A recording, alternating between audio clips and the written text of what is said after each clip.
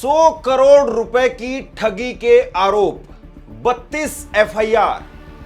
जावेद हबीब, मशहूर hair stylist, वो radar पर है। कैसे पूरा खेल रचा गया और किस तरीके से अब 150 के करीब लोग सामने आए हैं और उन्होंने कहा है कि करीब करीब 5 से 7 करोड़ रुपए हमसे ले लिए गए। जावेद हबीब को तो आप जानते ही होंगे।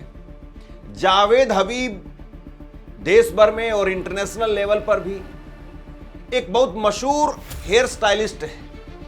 बाल काटने के शौकीन भी है, बाल काटना इनका पेशा भी है और बाल काटने के नाम पर, इनके नाम पर लिम्का बुक में रिकॉर्ड भी दर्ज है। लेकिन बाल काटना अच्छी बात था, लोगों की जेब काटना बुरी बात है। बाल काट करके आप किसी को एक अच्छा लुक देते हैं, लेकिन जेब काट करके आप किसी के परिवार की कमर तोड़ देते हैं। जावेद हबीब के खिलाफ 32 एफआईआर दर्ज हुई है। उनके खिलाफ उनके बेटे अनस और उनके एक सहयोगी, तीनों को लेकर के अब लुकआउट नोटिस जारी हो गया है। लुकआउट नोटिस का मतलब यह है कि ये कहीं देश छोड़ करके फरार ना हो जाए। लेकिन अब मामला निकल करके सामने आया धोखाधड़ी का।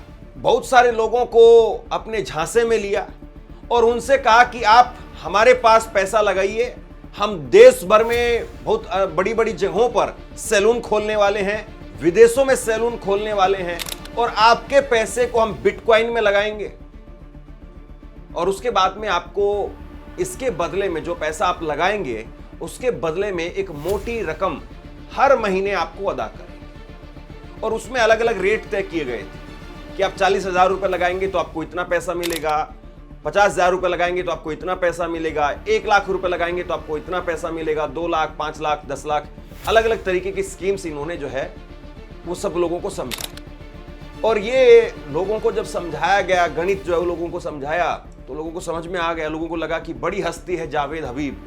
बहुत सारे लोग इस वक्त में सामने आ रहे हैं, वो कह रहे हैं कि हमसे खुद 1 to 1 जावेद हबीब ने हमें भरोसा दिया, हमसे कहा कि आप पैसा लगाएंगे आपको पैसा डूबेगा नहीं। और उसके बाद में जब जावेद हबीब को पैसा दिया, बहुत सारे लोगों ने लोन उठा करके जावेद हबीब को पैसा दे दिया और इस वक्त में वो लोन की किस्तें भर रहे हैं।